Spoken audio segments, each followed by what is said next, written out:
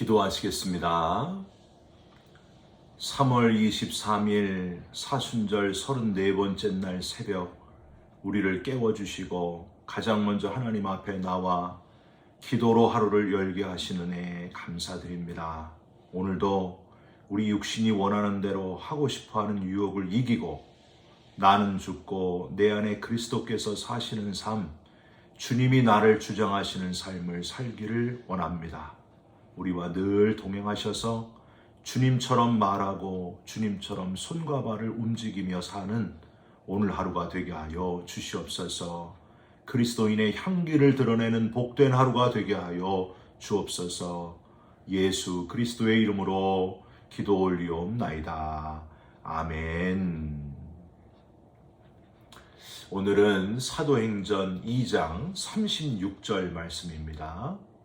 그런즉 이스라엘 온 집은 확실히 알지니 너희가 십자가에 못 박은 이 예수를 하나님이 주와 그리스도가 되게 하셨느니라 하니라. 아멘.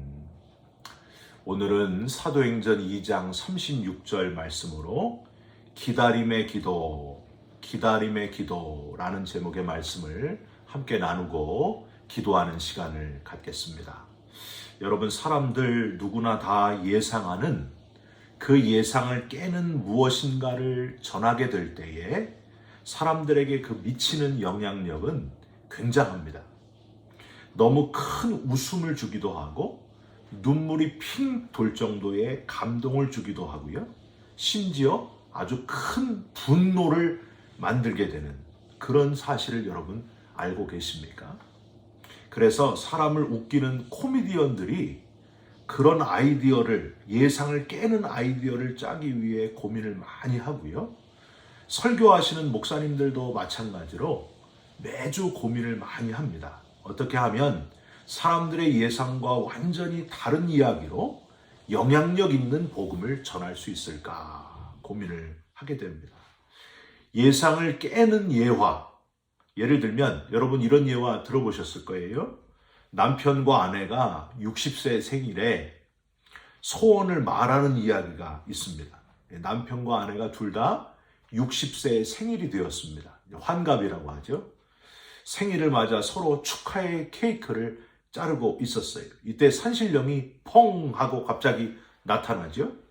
그대들은 살아오는 동안 부부싸움도 하지 않고 착하게 살았기 때문에 60세 생일을 맞아 한 가지씩 소원을 들어줄 테니 말해보아라. 그랬더니 아내가 너무 좋아하면서 신령님, 우리는 너무 가난하게 살았습니다. 그래서 여행 한번 제대로 해보지 못했어요. 남편과 사이좋게 세계 여행을 하고 싶습니다. 그랬더니 산신령이 잠깐 사라졌다가 다시 펑 하고 나타나서 그 아내의 손에 세계 여행 티켓을 쥐어주게 됩니다. 이번에 산신령은 남편에게 또 물었습니다. 남편의 소원은 무엇인고? 그랬더니 뜬금없이 남편이 이렇게 대답해요. 저는 저보다 30년 젊은 여자와 살고 싶습니다. 이 말을 들은 아내가 남편의 말을 듣고 깜짝 놀라며 남편에 대해서 큰 배신감을 느끼게 됩니다. 산신령은 아내의 얼굴을 힐끗 쳐다보더니 사라졌다가 다시 펑 하고 나타났습니다. 여러분 어떻게 됐을까요? 남편의 소원도 이루어졌는데 아내는 그대로고 남편이 90살로 변해 있었다 하는 이야기입니다. 들어보셨죠? 이렇게 예상을 누구나 다 예상하는 것을 깨는 무엇인가가 아주 강한 웃음과 감동을 선사한다고 하는 거예요. 여러분 엔토 슈샤쿠의 소설 중에 침묵이란 책이 있어요. 그 침묵에 나오는 일본으로 간 한 신부님의 이야기도 우리의 예상을 깨는 이야기입니다. 늘 순교할 걸 사모하던 한 신부님이 예수 그리스도를 부인하고 배교했다 하는 소문을 듣고 로마에서는 자세한 내용을 조사하기 위해 또 다른 신부를 그곳에 보내게 됩니다. 그리고 그 신부가 왜 배교를 하게 되었는지 진상이 밝혀지게 돼요. 작은 어촌에 들어왔던 신부의 선교로 마을 사람들이 다 예수를 영접하게 됩니다. 그러나 이걸 못마땅하게 여기던 영주가 예수 믿는 사람들을 죽이려고 계획을 하다가 그 신부에게 이런 제안을 했어요. 만일 당신이 예수를 부인하면 당신과 마을 사람들을 죽이는 일은 하지 않겠다. 영주는 예수님의 얼굴이 박힌 동판 그림을 밟고 신부가 지나가라. 그렇게 요구를 해요. 드디어 선택해야 될 운명의 시간이 찾아왔을 때 순교당하는 것을 기쁨으로 여기던 신부가 자기가 예수님 얼굴 동판을 밟지 않으면 마을 사람들이 죽게 될 것을 괴로워하고 있는데 바로 앞에 있는 그 동판에 예수님이 신부에게 이런 말을 거는 것이었습니다. 나를 밟아라. 나를 밟아라. 나는 밟히기 위해 존재하느니라. 이것이 바로 신부가 배교하게 된 진실이었다고 하는 겁니다. 여러분, 예수님은 예루살렘에 나귀를 타고 입성하시는 그 예수님, 사람들이 원하는 쿠데타를 일으켜 정치적으로 왕위에 오를 인물이 아니었다고 하는 겁니다. 그런 사람들의 예상을 깨고 정치적인 인물의 길과 다른 길로 걸어가자 사람들은 분노했습니다. 종교 지도자들의 부추김으로 인해 결국 힘없이 온갖 핍박을 당하는 도수장에서 끌려가는 어린 양과 같이 되신 예수님.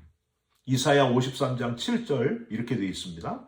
그가 곤욕을 당하여 괴로울 때에도 그의 입을 열지 아니하였으며 마치 도수장으로 끌려가는 어린 양과 털 깎는 자 앞에서 잠잠한 양같이 그의 입을 열지 아니하였도다. 예상을 깨는 일은 계속됐습니다. 죄 없으시 죽으신 예수님은 사람들의 예상을 깨고 죽으신 지 사흘 만에 부활하셨고요. 자기를 찌르고 죽인 자를 찾아가서 복수하지 않으셨고 예상을 깨고 시몬 베드로를 찾아가셔서 사랑을 확인하시는 것을 보게 됩니다. 요한의 아들 시몬아, 내가 나를 사랑하느냐. 전혀 예상치 못한 그 베드로가 주님과 눈빛을 마주쳤던, 자기가 주님을 3번이나 부인했던 그 순간, 그 죄송했던 순간, 주님과 눈빛이 마주치는 그 순간을 다 떠올리면서 예상을 깨고 사랑하시되 끝까지 자기를 사랑하셨던 주님의 사랑에 감동을 하면서 베드로가 오순절 성령의 임재를 뜨겁게 경험한 후에 성령 충만해서 예루살렘 저작거리에서 말씀을 선포하는 불의 사자로 변했다고 하는 거예요. 여러분, 누가복음 22장 32절에 너는 돌이킨 후에 내 형제를 굳게 하라 하신 주님의 말씀이 그대로 이루어지는 순간이었습니다. 사랑하는 성도 여러분, 무엇보다도 우리가 다시 회복되어야 할 게 있어요. 주님이 나를 너무나 사랑하셨음을 깨달았던 그 순간, 그 순간으로 회복되시기를 주님의 이름으로 부탁드립니다. 주님 없이 내 마음대로 살았음에도 불구하고, 엉망진창으로 살았음에도 불구하고 나를 포기하지 않고 사랑해 주셨던 주님, 나를 만나 주셨던 주님, 인생의 주인 되어 주셨던 주님, 그걸 깨달았던 그 순간, 그때로 저와 여러분들이 다 돌아가셨으면 좋겠습니다. 그동안 너무 편해졌고 너무 많아졌고 너무 풍성해져서 그런지 그 주님을 처음 만났던 그 순간을 놓친 분들이 얼마나 많은지 모릅니다. 하나님과의 관계가 너무 멀어지지 않았습니까? 내가 처음 주를 만났을 때 외롭고도 쓸쓸한 모습, 그 찬양이 있잖아요. 주님을 뜨겁게 만났던 그 순간으로 다시 돌아가시고 은혜를 회복하시고 다시 성령으로 충만해지는 저와 여러분이 되시기를 주님의 이름으로 부탁드립니다. 신앙생활 다시 신나게 하시기를 주님의 이름으로 부탁드립니다. 주님의 말씀이 이루어짐을 경험한 베드로는 이렇게 강력한 회개의 복음을 전했습니다. 사도행전 2장 36절이에요. 이스라엘 온 집은 확실히 알지니 너희가 십자가에 못 박은 이 예수를 하나님이 주와 그리스도가 되게 하셨느니라. 너희가 십자가에 못 박은 이 예수, 바로 이 외침은 사람들의 마음에 큰 찔림을 주었을 겁니다. 불과 2달도 되지 않은 그 십자가의 사건이 사람들의 마음속에 다시 선명하게 떠올랐습니다. 로마 군인들이 죽인 게 아니라 바로 저와 여러분들이 예수님을 죽였습니다. 예수님을 십자가에 못 박았습니다. 예수님을 죽인 건 바로 우리들입니다. 그 고백이 바로 여기 담겨져 있는 거예요. 너희가 십자가에 못 박으니 예수, 너희가 못 박았다. 나와 여러분들이 못 박았습니다. 강력한 회개의 메시지를 지금 베드로가 던지고 있는 거예요. 앞에 이스라엘 온 집은 확실히 알지니라는 표현을 보면요, 얼마나 분명하고 강조하는 그 메시지로 베드로가 아주 강하게 찔리도록 설교했을까 상상이 됩니다. 이스라엘 온 집은 확실하게 알아라, 분명하게 알아라. 우리가 예수를 십자가에 못 박았느니라. 여러분, 우리가 교회에 오는 거는요, 설교를 듣고 편하려고, 마음의 안정 찾으려고 교회에 오는 게 아닙니다. 여러분 잘 생각해 보십시오. 우리가 교회에 와서 하나님 앞에 예배 드리는 것, 마음의 안정 찾으려고 하면은요, 절이나 무슨 명상하는데 그런 데 가면은 마음의 안정을 찾을 수 있을지 몰라요. 근데 복음은요, 우리를 마음의 안정이 아니고 우리를 궁지로 몰아갑니다. 우리의 죄인됨을 깨닫게 해줍니다. 설교를 통해서 우리가 얼마나 죄인인지, 우리가 십자가에 예수 그리스도를 못 박은 사람들이 바로 우리라는 사실을 깨닫게 해주는 게 바로 설교요, 복음이라고 하는 겁니다. 십자가를 바라보면서 저 십자가에 내가 못 박혀야 하는데 주님이 대신 못 박혔습니다. 저와 여러분 때문에 주님이 죽어주셨습니다. 이게 설교라고 하는 거예요. 십자가를 바라보고 너무 죄송하고 송구스러워서 고개를 들 수 없는데, 그럼에도 불구하고 나를 용서하신 주님, 내 모든 죄를 사해 주신 하나님의 사랑에 감사하고 감격하면서 하나님께 내가 드릴 수 있는 최고의 것을 드리는 것, 그게 바로 예배라고 하는 거예요. 사랑하는 성도 여러분, 예배가 회복되시길 바랍니다. 말씀을 들으면서 내 죄가 다시 깨달아지시길 바랍니다. 성령으로 충만한 저와 여러분들이 되시기를 주님의 이름으로 부탁드립니다.